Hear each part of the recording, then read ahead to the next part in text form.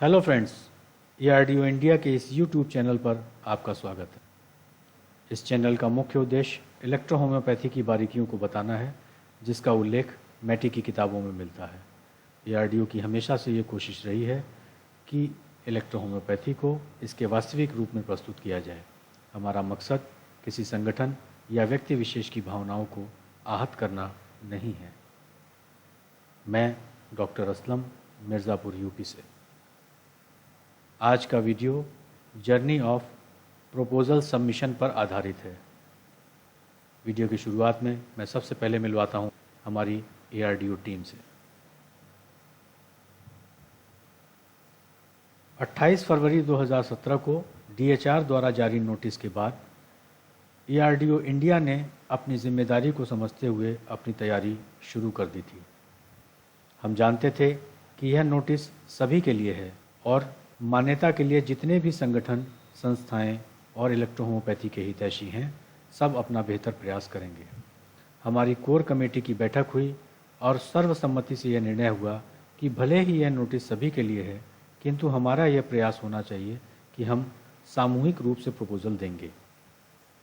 ERDO ने electrohomoeopathy के हित को देखते हुए देश की जानी मानी संस्थाओं, संगठन, संस्था संचालकों और देश के अनुभवी चिकित्सकों को दिल्ली बुलाया। 16 अप्रैल 2017 को होटल लॉ फेयर दिल्ली में एक भव्य कार्यक्रम हुआ और जैसा हमने सोचा था, इलेक्ट्रोहोम्योपैथी से जुड़ी सभी प्रमुख हस्तियां वहां इकट्ठा हुईं। सभी महानुभावों ने अपने अपने पक्ष रखे, सबकी बात सुनी गई और काफ़ी लोगों ने अपनी सहमति दी कि अलग अलग प्रपोजल न देकर एक सामूहिक प्रपोजल दिया जाए। कुछ लोगों के न मानने पर यह तय हुआ कि प्रपोजल एक न देकर अलग अलग दिया जाए, तो उस पर ERDO का कहना था कि ऐसा कर सकते हैं, किंतु इसेंशियल क्राइटेरिया जो IDC चाहती है वह सबका एक समान हो। इसके बाद ERDO टीम डॉक्टर अजीत के नेतृत्व में प्रपोजल की तैयारी में लग गई। इधर तैयारी शुरू हुई और कुछ समय बाद गांधी पीस फाउंडेशन दिल्ली में कुछ अलग संगठनों की बैठक हुई, जिसमें ERDO को भी बुलाया गया। हमारी टीम वहां पहुंची और एक बार फिर सभी ने अपने अपने विचार रखे और निष्कर्ष निकला कि 2003 की गलतियों को ध्यान में रखकर ही काम करना है। हम सबके साथ तैयारी कर रहे थे कि अचानक पता चला कि कुछ लोगों ने प्रपोजल देना शुरू कर दिया है और इस प्रकार धीरे धीरे कई संगठन और चिकित्सक अपना अपना प्रपोजल जमा कराते चले गए। यह घटना दुखद थी, क्योंकि हम जो सोच कर चले थे उस पर पानी फिर गया। न तो किसी ने बताया और न ही किसी ने अपना प्रपोजल दिखाया कि वह क्या दे रहे हैं। ERDO ने प्रपोजल जमा करने में कोई जल्दीबाजी नहीं की। डॉक्टर अजीत प्रपोजल की ड्राफ्टिंग करते रहे, जिसमें doctor Bahubali Shah, ex homeopathic chairman Maharashtra, और डॉक्टर देवाशीष कुंडू ने महत्वपूर्ण भूमिका निभाई। प्रपोजल तैयार होते ही हमारा दूसरा काम शुरू हो गया। 2 अगस्त 2017 को हम कानपुर पहुँचे और डॉक्टर हाशिम इदरीसी साहब व स्वर्गीय डॉक्टर PS वाजपेयी जी से राय ली गई और उन्हें प्रपोजल दिखाया गया। दूसरे दिन हम डॉक्टर दीपक सिन्हा साहब से मिले, उन्हें प्रपोजल दिखाया और उनकी महत्वपूर्ण राय उस पर ली गई। उसी शाम डॉक्टर V कुमार जी को भी प्रपोजल दिखाया गया और उनसे भी उनकी महत्वपूर्ण राय ली गई। इस क्रम में डॉक्टर अजीत बिहार गए, जहां डॉक्टर CD मिश्रा जी को प्रपोजल दिखाया और उनकी भी महत्वपूर्ण राय ली।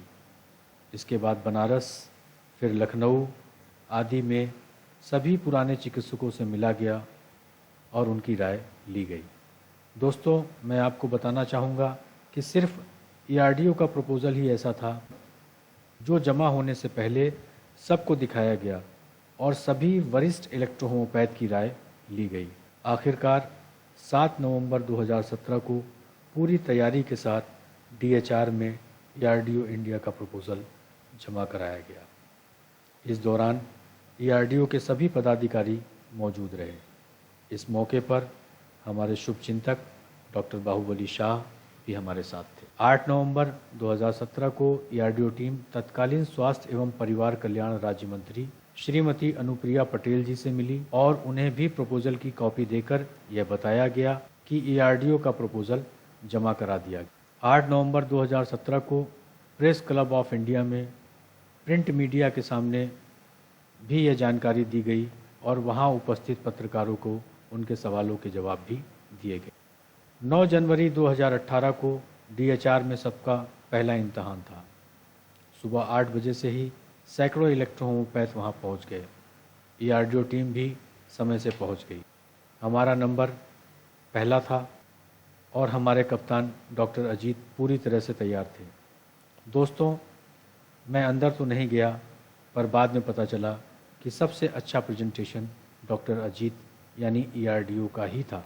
मार्च 2018 में आईडीसी ने प्रेजेंटेशन के मिनट्स जारी किए, जिसका नतीजा ये निकला कि उन्हें अब संयुक्त प्रपोजल चाहिए था और आप जानते हैं कि यह एक मुश्किल काम था।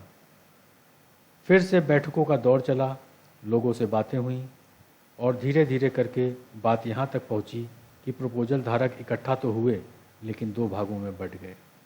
यह एक मुश्किल दौर था, लेकिन धैर्य के साथ कुछ लचीला होना पड़ा। पैथी के हित को देखते हुए सभी महानुभावों के तेवर ढीले हुए और आखिरकार चंद लोगों को छोड़कर सभी प्रपोजल धारक अपनी सहमति देते हुए एकजुट हुए। दोस्तों, इस पूरी प्रक्रिया में आईडीसी ने पहले कहा कि आप अलग अलग प्रपोजल दे सकते हैं, फिर बाद में कहा कि आप संयुक्त रूप से प्रपोजल लेकर आइए। हर मीटिंग में वह सवाल छोड़ जाते और अगली मीटिंग में पुराने सवालों की चर्चा करने के बजाय फिर नए सवाल पूछने लगते। एक बार फिर बैठकों का दौर शुरू हुआ। दोनों गुट जो आमने सामने थे उनमें बातचीत हुई और फिर एक बार ज्वाइंट प्रपोजल देने की कवायद शुरू हुई। सभी ने सहयोग किया। रात दिन लगातार प्रपोजल की तैयारी की गई। मुझे अच्छी तरह से याद है कि ज्वाइंट प्रपोजल के लिए हमने लगातार 15 से 18 घंटे तक काम किया है और इस कार्य में हमारे बहुत से साथियों ने अपना अपना सहयोग दिया। यह वह वक्त था जब मशहूर इलेक्ट्रोहोमोपैथ दिल्ली में इकट्ठा थे। इसी क्रम में डॉक्टर दीपक सिन्हा साहब को दिल्ली बुलाया गया और उनके साथ मीटिंग की गई। उनको सारी चीज़ें विस्तार से समझाई गईं और उनकी महत्वपूर्ण राय ली गई। होटल पिकाडिली में सबको बुलाकर एक बार फिर से हर जरूरी विषय पर बात हुई और एक बार फिर से सभी महत्वपूर्ण इलेक्ट्रोहोमोपैथ ने अपने अपने पक्ष रखे। इस प्रकार एक बार फिर ज्वाइंट प्रपोजल डीएचआर में दाखिल किया गया। जो भी हो, वर्तमान में सभी लोग नतीजे के इंतज़ार में हैं। आखिरी मीटिंग में उन्होंने कुछ और ब्यौरा मांगा था जो उन्हें दिया जा चुका है। देखते हैं कि ऊँट किस करवट बैठता है। राहत की बात यही है कि इसेंशियल क्राइटेरिया के आधार पर उन्होंने इलेक्ट्रोहोम्योपैथी को साइंस तो मान लिया है। अब बात सिर्फ डिज़ायरेबल क्राइटेरिया पर रुकी है। ज़्यादातर संगठन का मानना है कि मान्यता मिल जाएगी। हम भी यही कामना करते हैं और आईडीसी चाहे तो ऐसा हो भी सकता। काफ़ी समय हो गया है, लेकिन आईडीसी ने अभी तक कोई निर्णय नहीं लिया और ऐसे में हमारे पास इंतज़ार करने के अलावा कोई चारा नहीं है। आईडीसी की उदासीनता को देखते हुए ईआरडीओ प्रेसिडेंट डॉक्टर सतीश जगदाले ने महाराष्ट्र में एक मुहिम चलाई है, जिसके माध्यम से महाराष्ट्र की टीम भारत के राष्ट्रपति, प्रधानमंत्री, केंद्रीय स्वास्थ्य मंत्री एवं आईडीसी के चेयरमैन को रोज़ पत्र भेज रहे हैं। इस क्रम में लगभग 2000 पत्र भेजे जा चुके हैं और यह प्रक्रिया अभी जारी है। इसके साथ ही वह महाराष्ट्र के सभी मेंबर ऑफ पार्लियामेंट को पत्र देकर मान्यता के कार्य में तेजी लाने को कह रहे हैं। यह एक सराहनीय प्रयास है और आप चाहें तो आप भी इसका हिस्सा बन सकते हैं। अपने अपने ज़िले में अपने एमपी को आप भी पत्र देकर उन्हें स्थिति से अवगत करा सकते। इन सब कार्यों के बाद भी ईआरडीओ का काम रुका नहीं है। पैथी की वैज्ञानिकता, पब्लिकेशन और मेडिकल जर्नल्स पर हमारा काम जारी है। मान्यता मिलना हमारा अंजाम नहीं है, यह तो हमारा आगाज़ होगा, क्योंकि पिक्चर अभी बाकी है मेरे दोस्त। आपको ये वीडियो कैसा लगा कमेंट्स में ज़रूर बताएं। जल्द ही मुलाकात होगी एक नए वीडियो के साथ। बहुत बहुत धन्यवाद।